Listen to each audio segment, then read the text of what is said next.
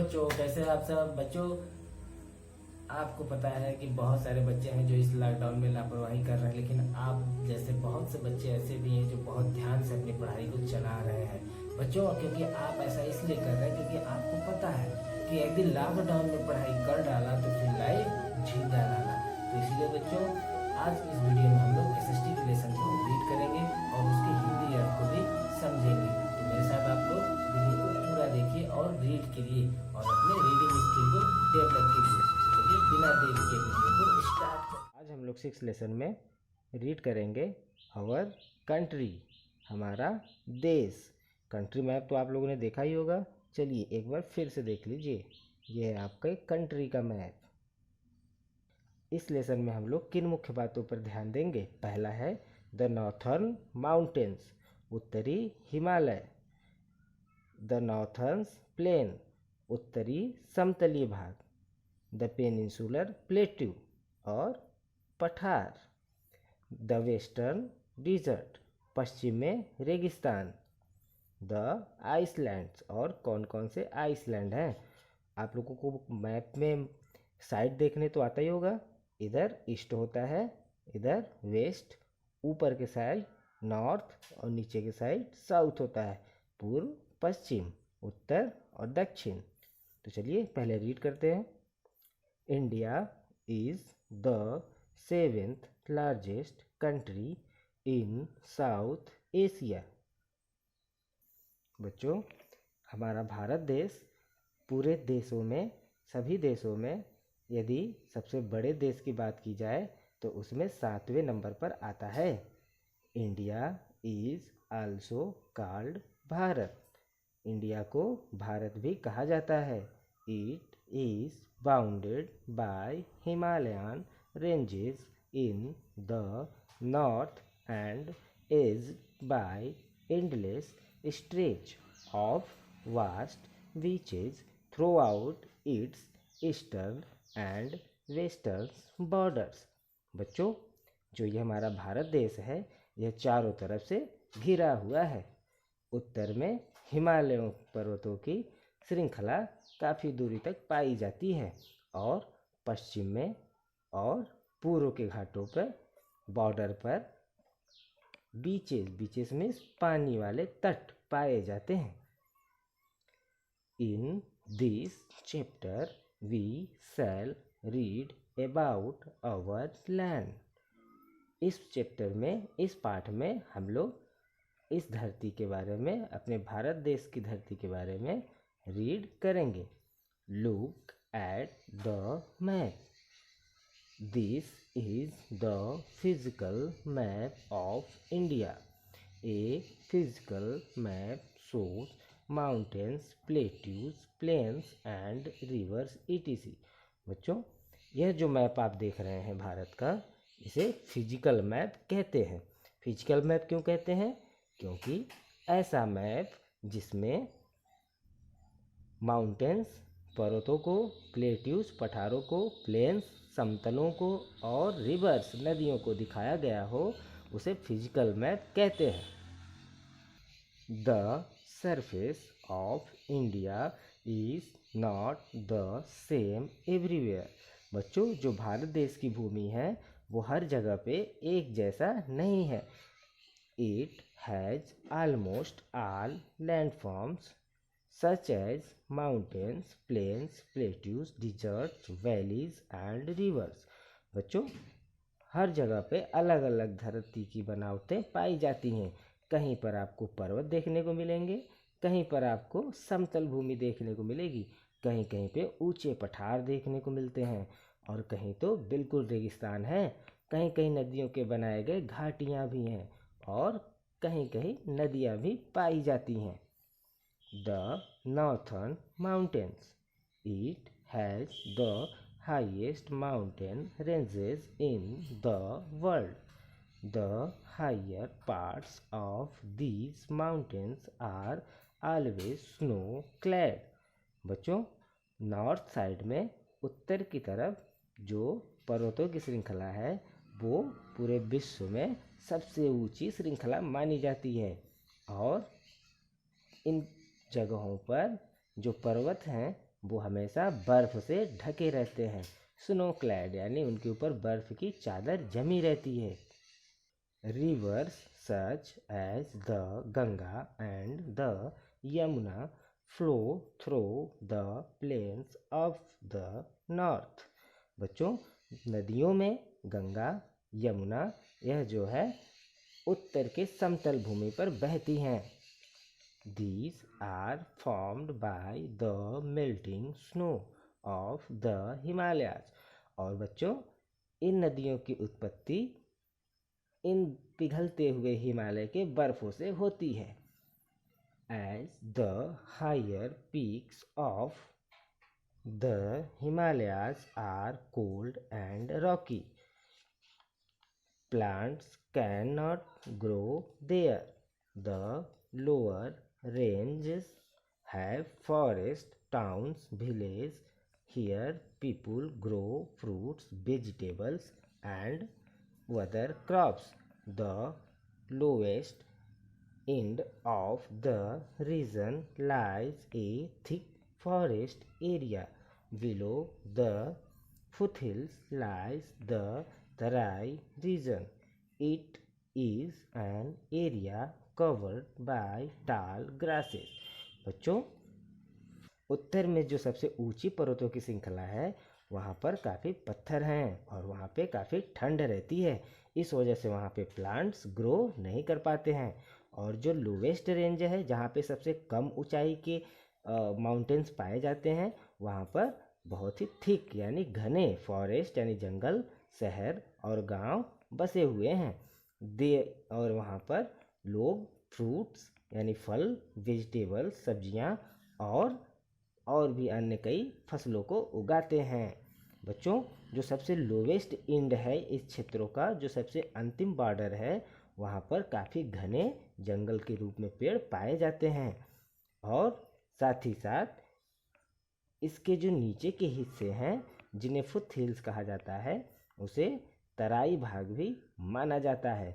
इस तराई भाग में काफ़ी ज़्यादा लंबे लंबे घास पाए जाते हैं। फैक्ट फाइल देखेंगे। The mount Everest which is the highest peak in the world is in Nepal. जो इस पर्वतों की उत्तर की दिशा में पर्वतों की श्रृंखला है वहाँ की सबसे जो ऊंची माउंट एवरेस्ट की चोटी है वह बच्चों नेपाल में स्थित है। द नॉर्थर्न प्लेन्स, उत्तरी का अब समतल भाग हम लोग रीड करेंगे। अभी तक हम लोग माउंटेन्स पढ़ रहे थे। Towards the south of the Himalayas lies the northern plain of India.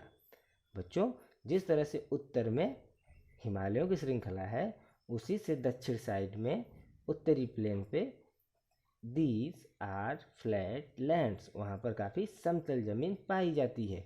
Formed by the fertile soil left behind by the Himalayan rivers. बच्चों, और वहाँ की जो ज़मीन है वह काफ़ी फर्टाइल है यानी उपजाऊ है। वहाँ की मिट्टी काफ़ी उपजाऊ है। और यह उपजाऊ क्यों है? क्योंकि हिमालय से निकलने वाली नदियाँ अपने साथ कुछ ऐसे ऐसे तत्वों को बहा के लाती हैं और इस क्षेत्रों में आके उन तत्वों को छोड़ जाती हैं। इस वजह से यहाँ की मिट्टी काफ़ी फर्टाइल है। This fine soil is called silt and is growing different kinds of crops. तो इस तरह की मिट्टी को यहाँ पे सिल्ट के नाम से जाना जाता है। और बच्चों, a lot of people live in the northern plains. बच्चों, वहाँ की जो मिट्टी है फर्टाइल उपजाऊ उसे सिल्ट के नाम से जाना जाता है और वहाँ पे लोग विभिन्न प्रकार के फसलों को उगाते हैं। बहुत सारे लोग उत्तरी भाग के समतल भूमि पे रहते हैं। There are village, towns and cities. वहाँ पर भी बहुत सारे गांव के रूप में लोग रहते हैं और बहुत से कस्बों के रूप में और शहर भी बसे हुए हैं। It is generally very hot in summers and cold in winters in the plains. और बच्चों, वहाँ पे अगर मौसम की बात करें तो सामान्यतः वहाँ पे बहुत गर्मी होती है। कब? गर्मियों में। और बहुत ज़्यादा ठंडी पड़ती है। कब? ठंडियों में। नेक्स्ट हेडिंग की तरफ चलेंगे हम लोग। बच्चों, यह एक तस्वीर है उत्तरी समतल भूमि की। कुछ इस तरह का नज़ारा हमें देखने को मिलता है। The peninsular plateau. बच्चों, पठार। प्लेट्यू का नाम सुना आप लोगों ने, प्लेट्यू मीन्स पठार। The southern part of India is triangular in shape and is surrounded by seas of 3 sides. बच्चों, जो हमारे भारत देश की भूमि का बॉर्डर है उसके दक्षिणी हिस्से को ट्रिएंगुलर शेप में देखा जाता है और इसके चारों तरफ 3 यानी जो साउथ का साइड है उसके चारों तरफ समुद्र से घिरा हुआ है। चलिए देखते हैं कैसे। अब इस मैप को ध्यान से देखिए। मैंने बताया था east, west, north and south. तो बच्चों, ये जो साउथ का हिस्सा है यह ट्रिएंगुलर शेप में है। देखिए, इस तरह से ट्रिएंगुलर शेप में है और इसके 3 हिस्से में समुद्र से बना हुआ तट पाया जाता है ना इंटरेस्टिंग। चलिए नेक्स्ट रीडिंग करते हैं। This type of land is called a peninsula. बच्चों, इस तरह का ज़मीन जहाँ के अधिकतर भागों में पानी से बना हुआ तट हो उस तरह के आसपास की ज़मीन को पेनिनसुला कहते हैं। The Indian peninsula is surrounded by the Arabian Sea on the west and Bay of Bengal in the east. Indian Ocean lies in the south. बच्चों, चलिए दिखाते हैं आपको फिगर। इस तरफ अरबियन सी होता है यानी अरब का सागर या समुद्र कहते हैं बच्चों, और इधर बंगाल की खाड़ी, बे ऑफ बंगाल। और यह जो दक्षिण में है यहाँ पर ओशियन है। कौन सा ओशियन है? हिंद महासागर, जिसे इंडियन ओशियन भी कहते हैं। The Indian peninsula is a plateau region. बच्चों, जो भारतीय पेनिनसुला है वह लगभग पठार के जैसा दिखाई देता है। Therefore it is also called peninsular plateau. इसीलिए इस पेनिनसुला को पेनिनसुला पठार भी कहते हैं। A plateau is a flat uneven land which is higher than its surroundings, or most of the land surface is uneven and rocky here. बच्चों, बिल्कुल पर्वतों की तरह ऊंचे ऊंचे लेकिन काफ़ी चौड़े चौड़े और लंबे लंबे इस तरह के पठार की श्रृंखला को प्लेट्यू इंग्लिश में कहते हैं। तो बच्चों, यदि कोई पूछे कि पठार किसे कहते हैं तो पर्वतों की तरह ऊंची ऊंची उथल पुथल यानी असमतल जो जमीन की श्रृंखला होती है उसे प्लेट्यू कहते हैं। The soil is not very fertile but the plateau region is very rich in minerals. बच्चों, यहाँ की मिट्टी काफ़ी फर्टाइल यानी उपजाऊ तो नहीं होती है, लेकिन यहाँ इस पठार के क्षेत्रों में काफ़ी अधिक खनिज यानी ज़मीन के अंदर से मिनरल्स पाए जाते हैं। Many big reverse like the Mahananda, Godavari, Krishna and Kaveri originate in the plateau. बच्चों, बहुत सी बड़ी नदियाँ जैसे महानदी और गोदावरी, कृष्णा, कावेरी ये सभी इसी जगह से होके निकलती हैं।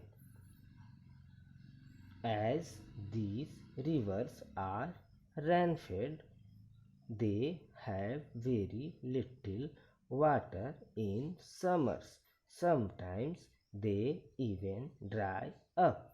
बच्चों, यहाँ पर बारिश और नदियाँ होने के कारण यहाँ पे वर्षा काफ़ी कम मात्रा में होती है, वो भी गर्मियों में, और कभी कभी तो यहाँ पे सूखा ही रह जाता है, वर्षा बिल्कुल नहीं होती है। हम लोग रीड करेंगे द वेस्टर्न घाट यानी डिजर्ट यानी पश्चिमी रेगिस्तान।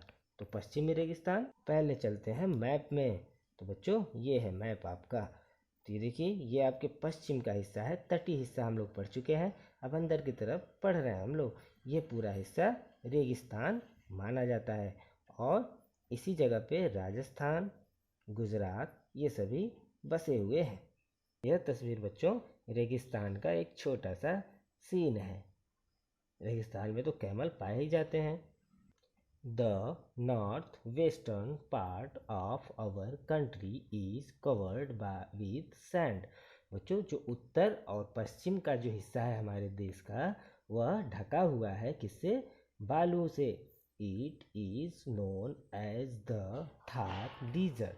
इसे बच्चों थार डिजर्ट के नाम से जाना जाता है। थार के रेगिस्तान के नाम से भी जाना जाता है। This is mostly in the western part of Rajasthan. बच्चों, अधिकतर यह जो थार डिजर्ट है इसका हिस्सा यह पश्चिमी हिस्से में आता है। किसके पश्चिमी हिस्से में? राजस्थान के। There are little plants and trees there. बच्चों, वहाँ पर बहुत ही थोड़े मात्रा में पौधे और पेड़ देखने को मिलते हैं, क्योंकि रेगिस्तान है, बालू में तो पेड़ नहीं मिलेंगे। The rainfall is very low. और यहाँ पे वर्षा भी बहुत कम होती है। There is no permanent rivers here.